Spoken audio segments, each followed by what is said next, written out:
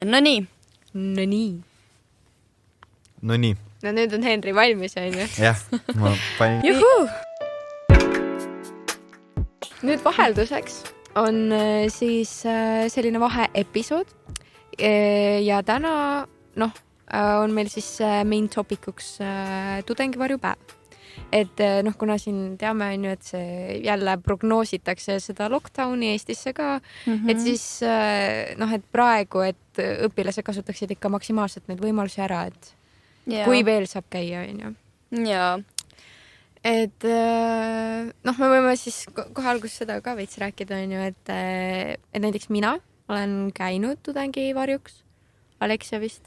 Ma isiklikult plaanin minna millalgi, aga hetkel on nii tihe graafik ja pikad koolipäevad ja trennipäevad, et lihtsalt ei mahu. Eks seda aega on ja raske leida, sest et eks need vaheajad kipuvad ka enam-vähem samal ajal olema, kui ülikoolis on rahulikum. Ja Henri? Jah, ma ei ole käinud. Ei taha ka? Äkki pole nagu väga mõelnud selle peale, aga äkki nüüd, kui me siin sellest veits discussime, siis muutub mu see just opinion. Just nii. Eks me näe. Et võib-olla pärast veits räägib nagu, ma saan rääkida kogemustest või mida iganes, aga nagu, et need main nagu asjad on nagu miks minna. Et et esiteks kindlasti see, et nagu, et on vahetu võimalus tutvuda huvipakkuva õppekeskkonnaga, et sa saad reaalselt sinna kooli minna, nii kaua kui veel saab, sest et ega ma tegelikult ei tea, nad vist kui on nagu ikka see kodus olemine oli, siis nad vist isegi online'is. No mida sa siis teed? See ei ole sama asi, sul on ikka vaja olla seal nagu keskkonnas sees, et sa saaksid selle tunde kätte. Aga miks nagu mina isiklikult tahaks üldse minna on nagu, et ma lihtsalt, kui ma olen nii desperate enda otsustega, ma ei tea, mida ma teha tahaksin, on ju.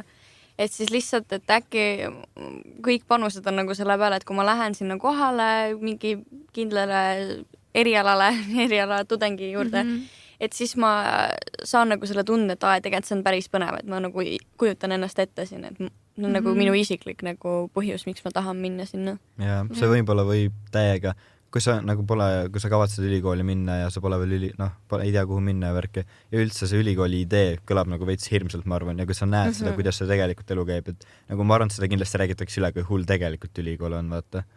Et siis sa näed oma first hand experience'ist ära, et missugune on üldse tudengi elu ja et sa saad nagu reaalselt tudengi käest küsida, et kuule, kuidas asjad on nagu, kas sa oled suremas või sul on kõik hästi ja põnev ja... Ja täpselt nagu ma mäletan, et ma tegin muidugi sellist mingi kombot, et läksin EKA-sse, ma teadsin, et arhitektuuri osakond, ma võtsin siis päeva esimene pool, ma olin tudengivarjuks ühele arhitektuuri ja linnaplaneerijale ja tudengile. Ja siis teise poole päevast sisearhitektuuris, aga just see, et nagu seal majas nagu kohal olemine, et see on seepärast ka hea, et näiteks, et osad erialad on ju sellised, et mida sa saad Eestis nagu õppida erinevates ülikoolides, kõrgkoolides. Nagu üks eriala on ju, ma ei tea, tahad arstiks saada, on ju. Sa saad nagu seda õppida Tartus, on ju, Tallinnas ka, on ju, mida iganes, on ju. Aga sa pole kindel, vaata, kumb on võib-olla sul eelis ja siis on veel ka jama, et kui sa saad mõlemasse sisse ja sul ei ole seda taustainfot, et nagu, et nagu see oli ja. Et see keskkond ja, et nagu, kas need maja seinad hakkavad sinuga rääkima ja kas on selline tunne, et nagu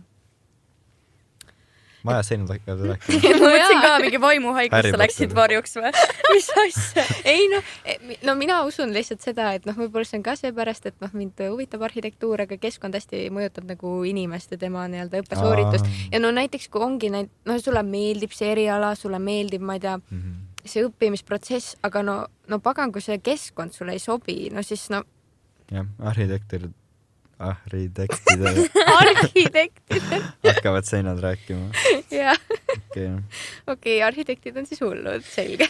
Mul on siuke tunne, et nagu enne tudengivarju sa võiksid mingi logopeedi juurde minna või midagi. Mida ma olen...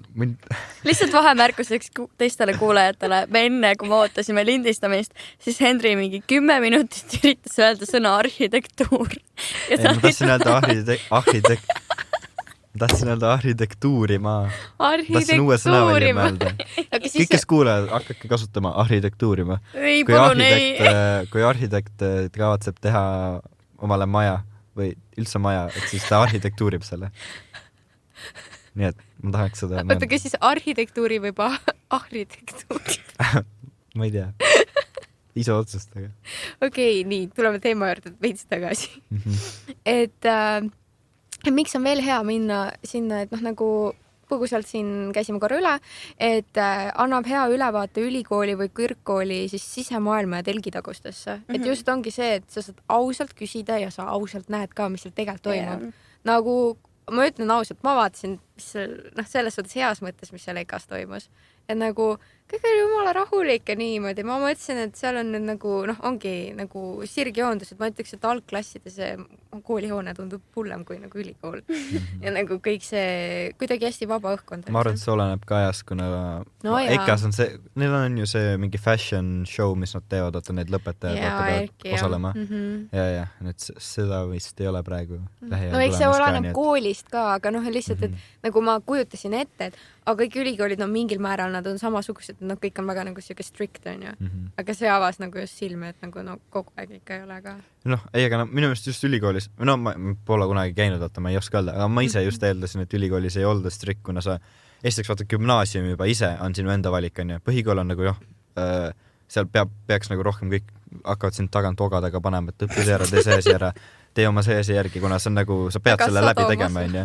Aga gümnaasium jällegi on sinu enda valik, on ju, kas sa lähed sinna, sa ei lähe sinna, on ju. Ja kui sa sinna lähed, sa lihtsalt, sa respektid seda kooli, kus sa oled, kuna sa ise valisid sinna minna. Miks sa peaksid olema disrespectful kooli, kus sa ise valisid. Ja ülikooliga on nagu see veel ekstra respekt, kuna sa ise valisid minna gümnaasiumisse ja veel ülikooli. Et miks sa peaks olema niisugune hullumaja, vaata. Ei no seda ja, aga no ongi vaata, et igal inimesel on vaata erinevalt nagu ootused arvamust. No jah. Ja, et nagu see on hästi hea, et noh, et näed, mis siis seal tegelikult toimub ja just see ka, et kui vaata on hästi suur hirm ja kui sa näed, et see keskkond on tegelikult siuke väga siuke sõbralik ja nagu invitive, on ju. Et noh, siis sul kaob võib-olla see hirm nagu ka kiiremini ära ja nii. Mis siis veel on ju, et kui minna nagu ülikooli, et noh, et just, et näha seda keskkonda, aga ka kui sa seal keskkonnas oled, siis sa saad aru ka sellest nii-öelda ülikooli filosoofiast, et siis sa saad aru, kas see ülikool nagu oma põhimõtetelt sulle sobib, sest et ongi, et on üks oletame eriala, aga sa võid seda õpetada 100 erinevat moodi. Miks vaata soovitatakse ka neid ikka nagu käia erinevates kohtades ja niimoodi, et ennast täiendamas, et saada erinevat kogemust. Aga noh, et siis sa lihtsalt näed nagu, mis sulle kõige rohkem sobib. Yeah. Et see on ka hea, miks käia. Jaa. Ja pluss nagu selle tudengite õppimises ja kooli selle nii-öelda eriala õppimises, siis sa õpid tegelikult nagu ennast ka tundma. Nagu ma enne ütlesin, et siis mina isiklikult lähengi selle ennast tundmise nimel tahaksin minna nagu tudengivarjuks.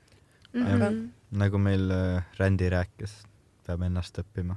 Tõesti peab, aga see on nii raske. See on nii raske. Ja nagu ongi, et inimene õpib tegelikult ennast tundma terve elu, sest et inimene muutub terve elu jooksul. Ja nagu, jah, see on siuke, noh, aga ongi ja kui sa nagu ennast näed seal nagu keskkonnas, siis sa võib-olla avastadki, et nagu, et no mulle väga see sobiks nagu, et ma leian, et et mul on ka need omadused on ju, mis nendel tudengitele, et ma saaks hakkama, mulle meeldiks siin on ju, või siis just vastupidi, et issand jumal, et ma üldse, ma ei tea, ei sobi miskasi on ju. Noh, ja siis ka siin on ju, et noh, need negatiivsed kogemused aitavad välistada siis ebasobivad, et noh, näiteks avastadki, et nagu, et no terve elu võib-olla oled unistanud, et tahad mingi juristiks saada on ju. Ja siis lähed sinna kohale, siis vaatad, noh, kuidas tudengid õpivad, siis sa saad aru, et nagu, et äkki ei sobigi sulle. Või siis käid mitmes kohas seal.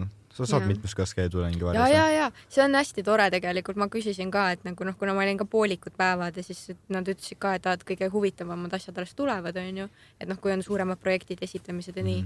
Ja siis öeldi ka nagu, et kui sa tahad, nagu tule tagasi, et võid põhimõtteliselt iga päev käia. Saadki võrdlemas käia ülikoolide vahel neid tudengipäeva tudengivarjupäeva.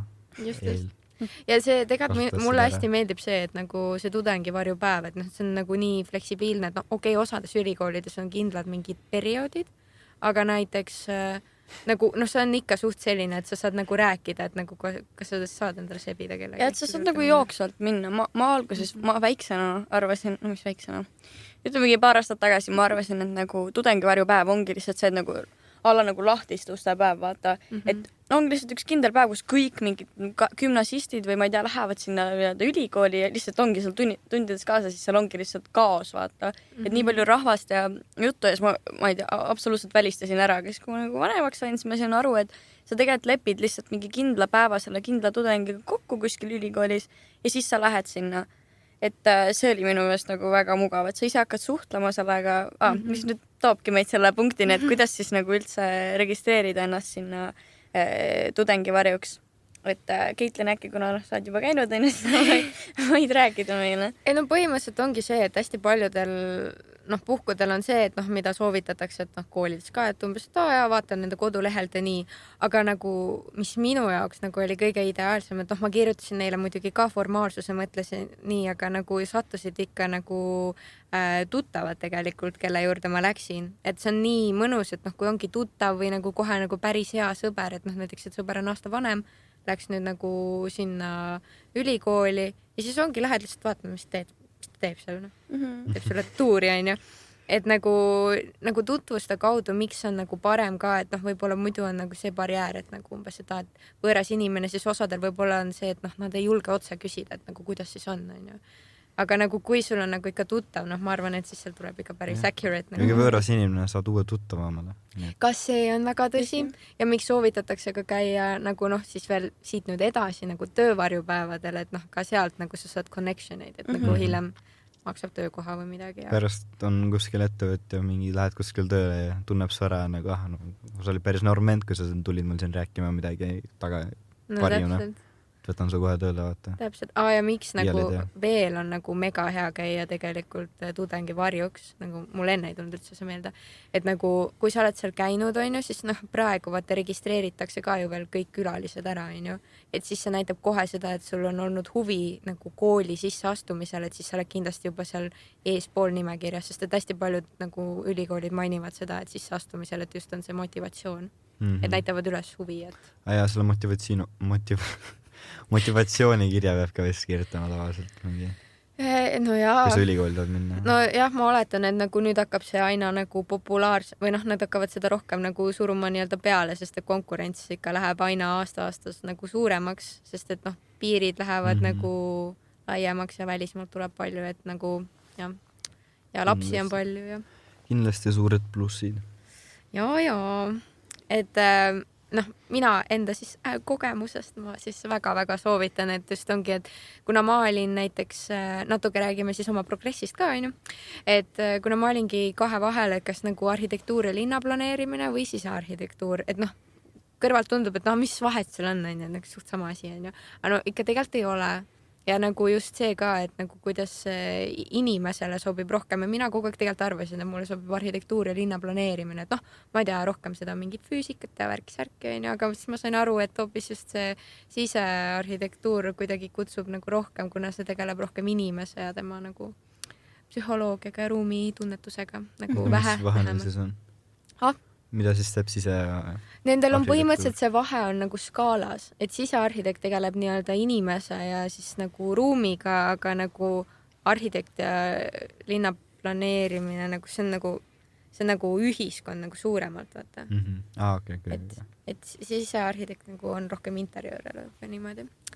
Et ma ei tea, see on nagu juba hea progress, et just, et kui keegi on ka mingi, et sarnased tunduvad, et valikud, aga ei tea kumb, siis on hea võrdlema minna. Aga nüüd siin teie rääkige ka oma progressist, et nüüd pärast meie episoodide lindistamist on mingid kellad tööle hakanud. No selles suhtes, kuna meil on hetkel olnud ainult EPS-iga seotud kõik, on ju, et siis EPS on nagu ka mul üks valikutest, et selles suhtes see tundub nii huvitav ja ma tahan täiega sinna Tiina Joshua nendesse loengutesse minna, nüüd nagu kõik on rääkinud. Tudengivarjuna peaks saama ju valida endale loenguid ja EPS-i tudengivarju päevad on minu arust 11–12 november. Jah, vist Kuule, me peame endale kohad sebima. Sinna nagu tahaks küll minna, et selles suhtes see tundub huvitav, aga samas ma veel ei ole nagu kindel, et kas ma näen ennast, kas ma näen ennast ettevõtjana, kuigi ma tegelikult ma ei peagi seda, ettevõtlus nagu ei voola külgedelt alla, seda ma olen nagu igatpidi õppinud, onju. Aga et ma ei lihtsalt et ma täiesti kindel ei ole, aga see on kindlasti üks valikutest, et see on nagu äge koht ja toredad inimesed ja personaalne lähenemine, nagu Rahul meil eelmises episoodis ütles. Täpselt. Ma ikka mõtlen, et teeme selle Tiina juures selle meet and greet'i siis samas kuulajatega. Aga Henri, sina rääkisid meile, et EPS on nagu sul ikka valikutes ja see on sul endiselt? Ja ikka. See oli nagu mingi gunpoint, ütlen, et ikka. Ikka on üks valikutest. Ma pole väga palju uurinud, lihtsalt nii palju olen uurinud, kui me oleme siin podcast'e teinud ja siis võib-olla aeg-ajalt siit-sealt on väikest informatsiooni saanud. Mis sa ütlesid informatsiooni või? Informatsiooni. Kuule, Keiti nüüd seal enne fleksibaalne ma või midagi sellist. Aga see on sõna ju. Fleksibiilne. Jah, fleksibiilne. Aga see on sõna. Ei ole. Eestikeelne sõna, fleksibiilne. Googled. Okei. Ma annan alla. Ma hakkasin naerma selle üle, aga ma olen nii kindel. Me peame eraldi vaheepisoodi tegema, kus Henri proovib eesti keelt rääkida. Fleksibaalne. Fleksibiilne. Nagu debiilne, aga fleksibiilne. Nagu flexible. Ja eesti keeles on see fleksibiilne. Ei ole. On küll. Mis see siis on? Kus sa seda tead? Aga see on teine asi, ta ütles õige sõna, sa ei suuda hääldada. Fleksibiilne. Guugeldan praegu. Oota, Henri, ära nii ruttu. Ära ütle, mida? Fleksibiilne lahendus. Kui mu töögraafik oleks fleksibiilne. Ahah. Okei. Siia ma suren. Ongi. Okei. Ma võtan oma sõnad tagasi. Õpime iga päev. Ja nüüd oleme jõudnud ühe väga oodatud hetkeni. Ja ma tahan lugeda seda ette, palun. Teie võite välja loosida, ma tahan lugeda. Ühesõnaga, me siis nagu lubatud, see on meie 7. episood, nii et me loosime oma Fruus ideaalsete maitsvate tervislike smuutide võitja välja, kes saab siis terve kotitäie neid mahlu ja smuutisi. Kuulge, vapsi, meil peaaegu 600 kommentaari tuli ära, et me väga täname teid, on ju. Et kindlasti tulevikus tahame veel, on ju sellised ägedaid giveaway'si teha, et aga see just ongi tore näha, et on aktiivseid osalejaid ka. Me teeme seda siis niimoodi, et mitu kommentit meil on? 583. 583. Ma võtan suvalise numbri valija, panen seal, et seal on random number generator 1 kuni 583-ni. Siis ma hakkan lugema. Ja siis Alexia vali, kas hakkab alt või ülevalt lugema? Alt. Alt või? Okay. Aga ma tahan ette lugeda. Number 352. Edu. Sa pead lugema. Sina loed, Alexia valis kas ülevalt või alt. Siis sa tahtsid seda lugemisel üles. Ükskord ma teen nalja, siis keegi ei saa aru. 352. Okei, meil on võitja selgunud.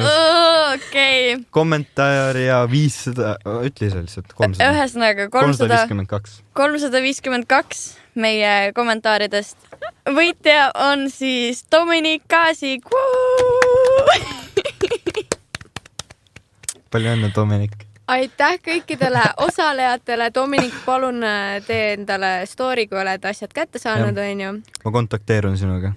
Kontakteerume, jah. Ja kindlasti teised, on ju, ärge kaotage lootust, kohe hakkavad tulema uued giveaway'd, on ju. Jah. Et meil on väga palju uusi asju tulemas, ärge üldse muretsege. Täiega palju on plaanis. Väga palju ja juba järgmisel nädalal loodetavasti saame siis juba päris uue kõrgharidusasutusega alustada oma podcastide plokki. Jep. Seniks aga kuulake kõiki meie vanu podcast'e, kuulake üle, analüüsige, sebige ennast kuhugi tudengivarjuks, on ju nii kaua, kui veel saab. Kindlasti hoidke meil silma peal ka meie sotsiaalmeedias, kus ägedat contenti valmistab meil Alexia Mikkel. Ja mis siis ikka, purgis! täpselt pool tundi.